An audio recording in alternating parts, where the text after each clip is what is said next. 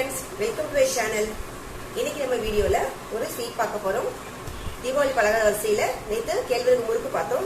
இன்னைக்கு கேழ்வரகு வச்சு ஒரு கேழ்வரகு மாவுலயே ஒரு ஸ்வீட் பண்ண போறோம். தீபாவளி ஸ்வீட் தான் இல்லையா, அதனால முதல்ல ஸ்வீட் ஸ்டார்ட் பண்ணலாம். இன்னைக்கு இது செய்யறதுக்கு கேழ்வரகு மாவு வந்து 1 கப் எடுத்திருக்கேன். கடலை மாவு 1/2 கப்பு, நெய் வந்து 1/4 கப் எடுத்திருக்கேன். இதுமாதிரி எக்ஸ்ட்ரா வேணாலும் நீங்கள் சேர்த்துக்கலாம். நான் இப்போ இன்றைக்கி கொஞ்சம் குறைச்சா தான் போடுறேன். இன்றைக்கி சர்க்கரை வந்து எவ்வளோ கேழ்வரகு மாவு எடுத்துருக்கோமோ அதே அளவுக்கு எடுக்கணும். 1 கப்பு சர்க்கரை எடுத்திருக்கேன். அதே மாதிரி 1 கப்பு காய்ச்சின பால், அதுக்கப்புறம் கொஞ்சம் பொடியை நறுக்கி வச்சுருக்கிற ட்ரை நட்ஸு, பாதாம், முந்திரி, பிஸ்தா 3மே நான் பொடி நறுக்கி வச்சுருக்கேன். கிஸ்மிஸ் கூட இங்கே போடணுன்னா போட்டுக்கலாம். அப்புறம் ஏலக்காவை ஒரு 5-6 ஏலக்காவை பொடி பண்ணி வச்சுருக்கேன். ஃபஸ்ட்டு சர்க்கரையை பாகு வச்சுக்கணும். ஏன்னா 1 கப்பில் சர்க்கரை இல்லையா, 1/4 கப் அளவுக்கு தண்ணி ஊற்றிட்டு நீங்கள் லேசான பாகு காய்ச்சினா போதும். ரொம்ப அந்த கம்பி பாகுலாம் வரணும்னு இது கிடையாது. ஏன்னா நம்ம இதில் சேர்த்து தான் மாவில் சேர்த்து கிளற போகிறோம். அதனால் நம்மளுக்கு ரொம்ப கம்பி பாகு தேவையில்லை. பாருங்கள், கொஞ்சம் அந்த லைட்டாக பிசுன்னு இருக்கும் இல்லையா, அவ்வளோதான். அந்த லேசான பாகு இது இருந்தாலே போதும். நீங்கள் சர்க்கரையாகவும் ஸ்ட்ரெயிட்டாக சேர்த்துக்கலாம். நான் சரி ஃபஸ்ட்டு டைம் இந்த மாதிரி செஞ்சு பார்க்குறேன்.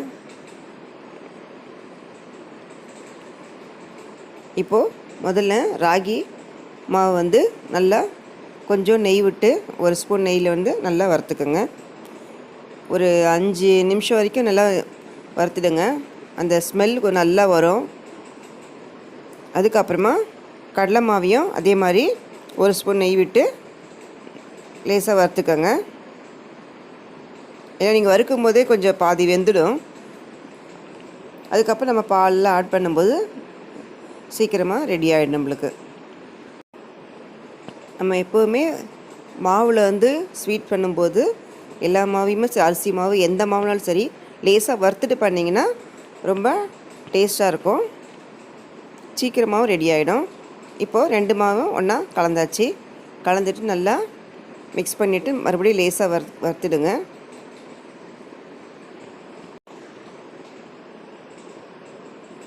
இப்போ பாலை ஆட் பண்ணிடலாம். ஆட் பண்ணிவிட்டு நல்லா கலக்கி விடுங்க. நம்ம எடுத்து வச்சுருக்கிற சர்க்கரை பாகு அதையும் கொஞ்சம் கொஞ்சமாக சேர்த்து நல்லா கிளறணும். கட்டி இல்லாமல் கிளறணும். இப்போ இது ஸ்டவ்லேயே வச்சு கிளற கஷ்டமாக இருந்துச்சுன்னா நீங்கள் ஸ்டவ் ஆஃப் பண்ணிவிட்டு முதல்ல பாலும் அந்த சர்க்கரை பாகையும் மிக்ஸ் பண்ணிவிட்டு கட்டி இல்லாமல் அதுக்கப்புறமா நீங்கள் ஸ்டவ் ஆன் பண்ணிவிட்டு நீங்கள் கிளறத்துக்கு ஆரம்பிக்கலாம். இப்போது நான் நல்லா கிளறிட்டேன். இப்போ நெய்யை ஆட் பண்ணிவிட்டு திரும்பவும் நல்லா கிளறிட்டே இருக்கணும்.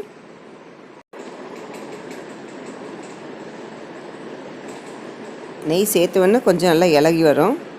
இப்போது சர்க்கரை பாகுக்கிற மீதி இருக்குது, இன்னும் அதையும் ஆட் பண்ணணும். மொத்தமாக சேர்த்தா கட்டி சேர்ந்துருன்னு சொல்லிவிட்டு நான் கொஞ்சமாக எடுத்து வச்சுட்டு மீதியை நான் கிளறினேன். இப்போ நம்ம ஆட் பண்ணிவிட்டு நான் மறுபடியும் கிளறிட்டு இருக்கணும்.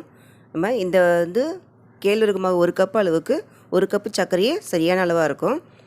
இதுக்கு மேலே போட்டால் கொஞ்சம் திகட்டுற மாதிரி இருக்கும். ஏற்கனவே ஒரு வீடியோவில் கேழ்வரகுல முறுக்கு பண்ணியிருக்கோம். இப்போ இது ஸ்வீட் பண்ணிகிட்ருக்கோம். ஏன் தனியாக பண்ணுறதை விட கடலை மாவு சேர்த்து பண்ணால் அந்த கடலை மாவோட ஃப்ளேவரும் சேர்த்து வரும். ஸோ அதனால தான் நான் அதை ஆட் பண்ணியிருக்கேன். பாருங்கள், திரண்டு வருது நல்லா.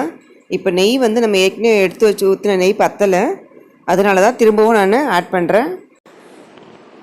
நெய் சேர்க்கறது வந்து நீங்கள் 1/2 கப்பு அளவு கூட சேர்த்துக்கலாம். நம்ம 1/2 கப்பு அளவு மாவு போட்டிருக்கோம்.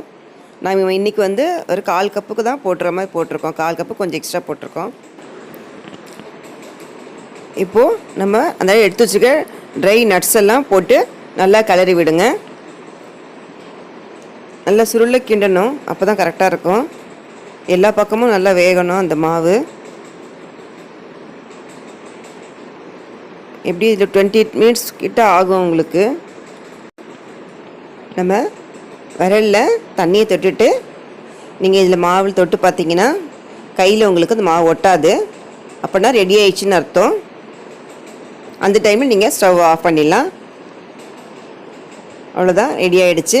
இப்போ நீங்கள் வேறு பவுலுக்கு ட்ரான்ஸ்ஃபர் பண்ணிவிடுங்க. நம்ம இந்த ஸ்வீட் செய்யறதுக்கு சர்க்கரை பாகு வந்து கம்பி பாகெல்லாம் எடுக்கலை, லேசான பாகு தான் எடுத்திருக்கோம். அதனால் ஹார்டாலாம் இருக்காது. அல்வா மாதிரி தான் நம்ம எடுத்து பிளேட்டில் சாப்பிட முடியும்.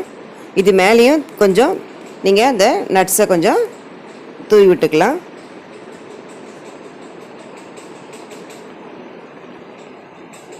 அவ்வளோதான் ஃப்ரெண்ட்ஸ், ரெடி ஆகிடுச்சு. நீங்களும் செஞ்சு பாருங்கள். செஞ்சு பார்த்துட்டு கமெண்ட்டில் சொல்லுங்கள். இந்த வீடியோ பிடிச்சிருந்துச்சுன்னா லைக் பண்ணுங்கள், ஷேர் பண்ணுங்கள், மறக்காமல் சப்ஸ்கிரைப் பண்ணுங்கள். நெக்ஸ்ட் வீடியோவில் மீட் பண்ணலாம். பாய்.